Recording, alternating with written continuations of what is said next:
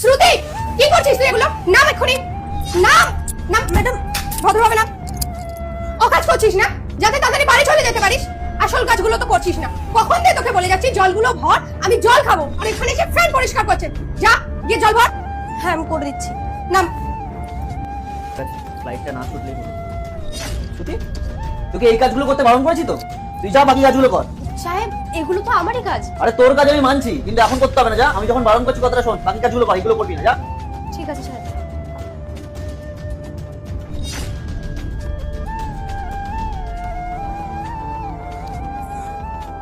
কি রে, তুই আবারও কাজ করছিস?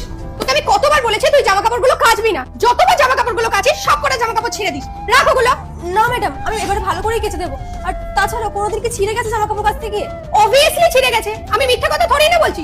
অনেকবার তুই জামা কাপড় ছিঁড়েছিস। দেখ, এসব অকাজ করিস না, চুপচাপ এগুলো রাখ। যেই কাজ তুই পারিস না ওই কাজগুলো একদম করবি না। গিয়ে চা বানাবার জন্য যা, আমার চা খেতে ইচ্ছা করছে। ওগুলো এখানেই রাখ, রেখে যা, সাইড করে রাখ। হ্যাঁ ম্যাডাম। দেখ, ভেবে নে, সব পারবি তো? হ্যাঁ স্যার, আমি সব কাজ করে দেবো।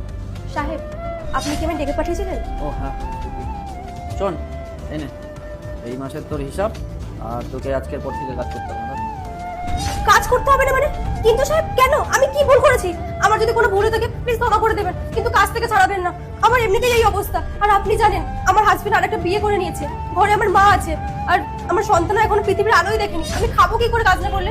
প্লিজ সাহেব, এরকম করবেন না। এরপর কি হলো সেটা দেখার আগে এই দুইটা ছবির ভিতর থেকে যে কোনো একটা ছবিকে ভালোবাসে থাকলে ভিডিওতে লাইক করে চ্যানেলটি সাবস্ক্রাইব করে দাও। আর যদি না করো তাহলে আমি বুঝবো তোমরা ছবি দুইটাকে ভালোবাসো না। আর কমেন্টে লিখে দাও আমি করতে পারছিস না, জোর করে লাভ নেই, ছেড়ে দে। সাহেব একটু শুনুন না, এরকম করবেন না। আমি দুমুঠো খেতে পারবো না, প্লিজ কাজটা আমার কেড়ে নেবেন না। তোকে কে বললো তোর কাজ কেড়ে নিয়েছে? তুমি নিশ্চয়ই ওকে সবটা বলনি, সেই কারণে ও এত ভয় পাচ্ছে। তুই ভয় পাস না, তোর কাজটা আমরা নিচ্ছি না। কিন্তু তুই তখন প্রেগনেন্ট, আর 2 মাস পর তোর বাচ্চা হবে। এখন তুই এই ভারী ভারী কাজ করতে পারবি না, সেই কারণেই আমরা ওই দাদাকে রেখেছি। ওই দাদা ভারী ভারী কাজগুলো করবে, তুই হালকা পাতলা কাজ করবি।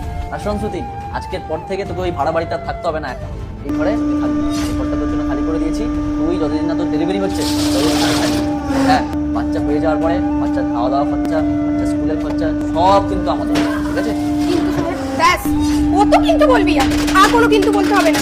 আর একটা কথা শোন, কাজ থেকে ছুটি দিচ্ছি, চা কিন্তু রোজ বানাতে হবে। তোর হাতে চা না খেলে আমাদের মাথা ব্যথা কমবেই না। তো এইটুকু কাজ তুই করিস।